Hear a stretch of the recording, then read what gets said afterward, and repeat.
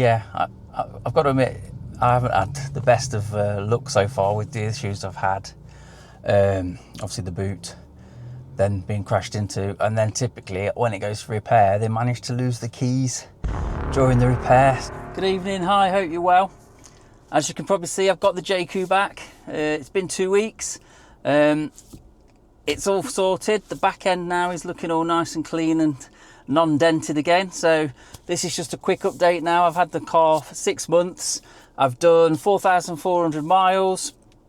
Obviously, if you followed this channel from the journey when I first leased it, you'll know that obviously the boot broke after 3 days. It then went into the garage. It took quite a few weeks then to actually get the parts. There was quite a shortage of the parts to fix the boot strut, etc. at the time. Then got the car back. Unfortunately, then somebody ran into the back of the car. And we're here now.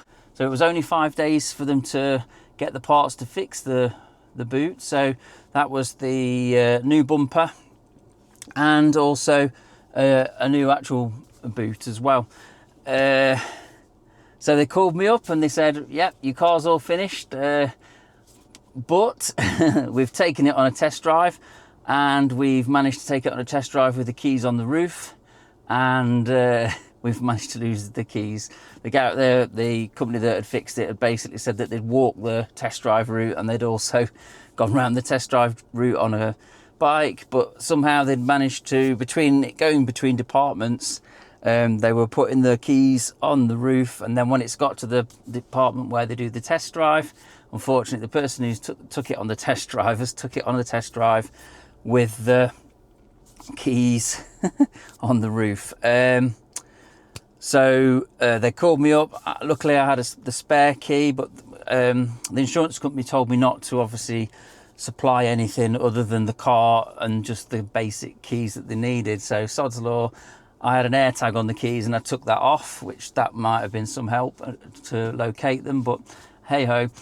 So they had to keep it an extra few days. They got a key specialist in. They've coded me up a new key, and they cut me a new key that's obviously emergency to get in should your battery go flat in your fob. They also lost my crook lock key, so they've supplied me with a new crook lock. And yeah, that's where we are. So we've got the car back. So I'm going to try and push on now and see if I can get to some of the underlying things sorted. So I'll chase up now regarding the radio signal. I'll give the garage a call next week and just see if there's anything new with that, if they are in a position to offer a fix for that. I've also got still the problem with the trip computer. Everything is set to miles, but when I'm doing a journey, it's saying I've done 10 miles when I've only done 6. So it's basically, even though it's got miles underneath it, it's still recording in kilometres. And that's mainly the two big gripes. The only other thing I've got at the minute is if anybody can offer any help on this one. Obviously, they make the material for the seats, etc. And their claim with the Jaecoo is that it's a pet-friendly car. And it's the fabric that they've made to cover the seats in the J5 Luxury are supposed to be pet-friendly. But one thing I've noticed, we've got obviously a Labrador. She sits in the boot and she will put her head through the gaps in the headrests. And sometimes if it's warm or she's been for a run, she does slobber.